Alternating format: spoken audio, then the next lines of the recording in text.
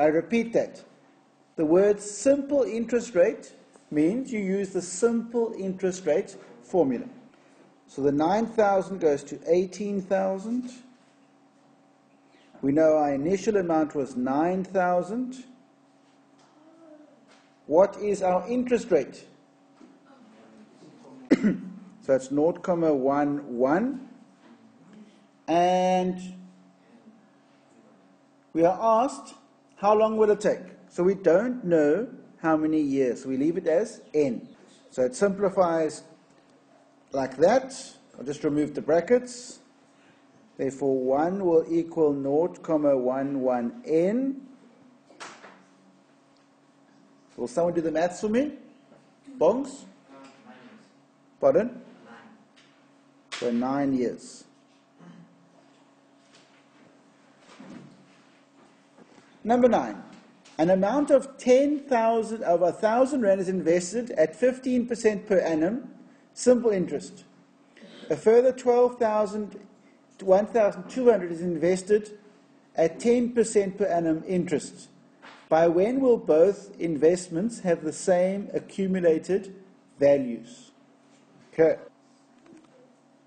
So you follow, because the accumulated amounts are the same after a certain time period, we can say that the left is equal to the right. And now you go and multiply out and solve.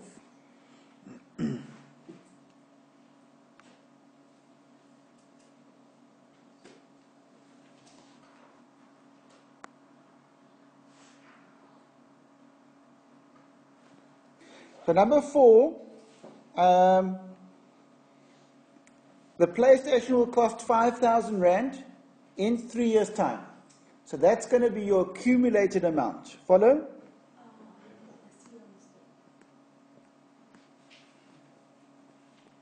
What's the interest rate? 6%.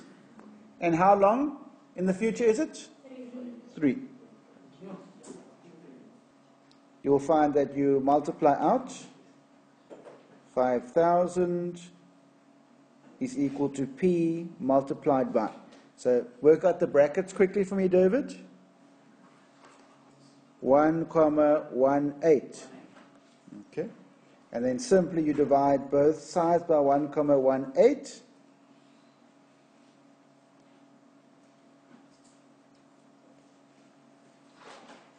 What answer do you get, Lunde? Very good. You got your calculator. What answer do you get? Pardon? Okay, do the calculation quickly. Somebody. 4,237.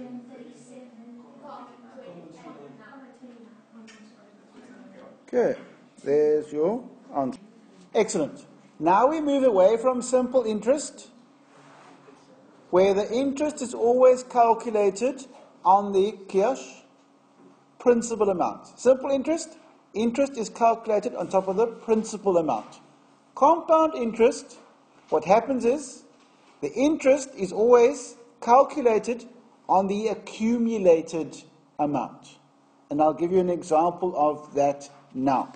So for instance, you take, let's go year 1, year 2, year 3, year 4, year 5. If you invest 1,000 rand, at 10%. At the end of the first year, how much will you have accumulated? 1,100. Okay, you all follow the logic?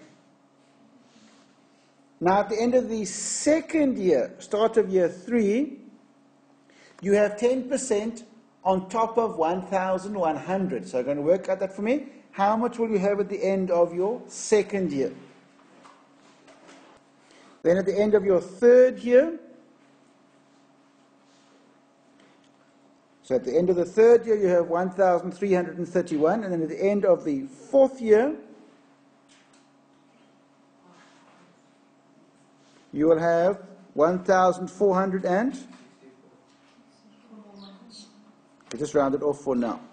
The tricky bit here is remembering that the end of the 4th year is also the start of the 5th year. So again, you must read the question very carefully. So for this investment, how many years has the money been invested for? 1, 2, 3, 4 years. Okay? That's the start of the 5th year. You can then go and calculate at the end of the 5th year, which is the start of the 6th year.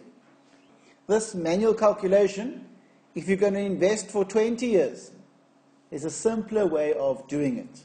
And this is where we have the compound interest formula. It's very similar. Again, you'll be given it in the exam.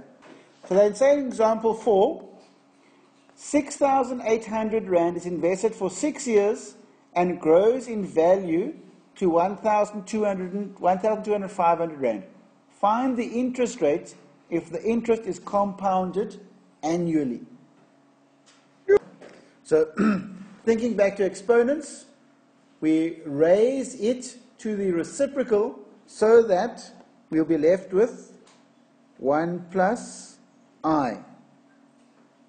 Because 6 times 1 over 6 is 1. But our rule is what we do to the right, we must do to the left also. 1,83823 to the power of 1 over 6. So again, the method is always the same. Write down the correct formula. Substitute, solve the equation. Okay.